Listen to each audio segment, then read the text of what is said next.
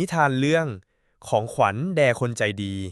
แต่กี้แต่ก่อนอยู่ในป่าที่สวยงามแห่งหนึ่งมีพ่อตู่เฒ่าคนหนึ่งอาศัยอยู่แล้วเป็นคนมีความเมตตาและลาวมักเฮ็ดสวนและเบิ่งแย้งสัตว์ที่อยู่อ้อมข้างเฮือนของลาว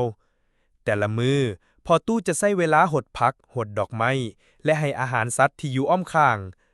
ลาวมีสัตว์เป็นเพื่อนแต่บางครั้งลาวก็รู้สึกโดดเดี่ยวและเหงาเพื่อเอาชนะความโดดเดี่ยว แล้วออกย่างเลาะลิ่นไปตามเส้นทางในป่าหวังว่าจะได้พบกับเพื่อนคนอื่นๆและสร้างมิตรภาพน้ำกันในขณะที่ย่างอยู่ในป่าพ่อตู่เฒ่าได้พบกับหอยเบิ่งคือว่ามันอ่อนแอบ่มีแฮงและต้องการความช่วยเหลือรู้สึกอีตนหอยพ่อตู่เฒ่าเลยตัดสินใจดูแลมันลาวได้จัดหาอาหารและที่พักอาศัยให้หอยทุกๆวัน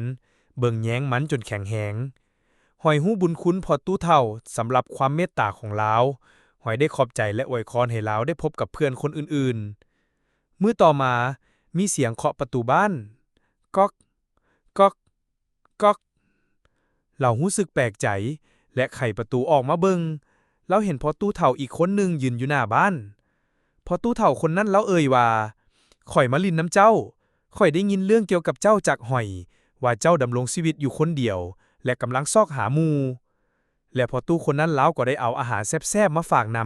ำพ่อตู้รู้สึกดีใจหลายเรารับรู้ว่ามันเป็นความเมตตาของเราที่มีต่อหอยเลยเฮ็ดให้เราได้หมู่ตามที่เราต้องการนับแต่มื้อนั้นมาพ่อตู้เฒ่า2 คนก็กลายเป็นเพื่อนที่ดีต่อกันพวกเขาใช้เวลาร่วมกันและสร้างความทรงจำที่สวยงามนั้นกันเรารู้สึกขอบใจสำหรับมิตรภาพที่เราได้พบเห็นสุดท้ายการเฮ็ดความดีนำพาให้พวกเขาได้พบคนดีๆมิตรภาพดีๆขอขอบใจที่รับฟังขอให้หลานน้อยทุกคนมีความม่วนซื่นกับการฟังนิทานจากช่องของพวกเขา Tell a Story เล่าเรื่อง